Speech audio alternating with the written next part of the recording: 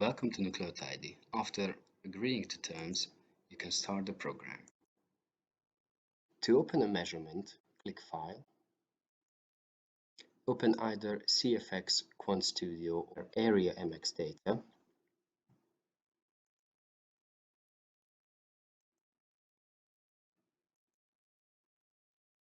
First, you have to set the cycle length. In our case, it's 13 seconds. If you have multiple cycle lengths, click Yes. If you only have one cycle length, click No.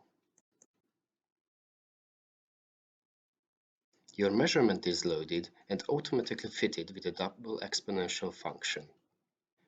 First, you have to set the calibration. There are two ways to do it. To enter manually, click on the wells, click on the pencil icon, and now you can type the values in the wells manually. To finalize, press the pencil icon again.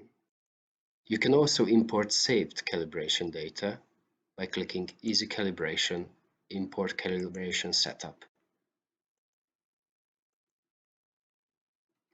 If you are all set up, click Calculate and then Calculate again.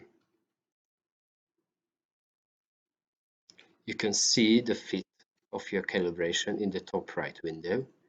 You can omit points via right-clicking the plate selection area. Your values are now displayed in the well selection area. Wells marked with X's are failed measurements, which reasons are detailed in the article. You can save your measurement under File, Save dNTP Results,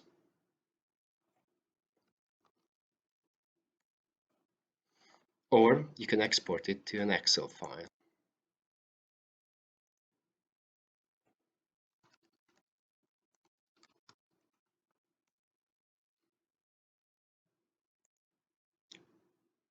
In this Excel file, the Results tab displays the wells and their values.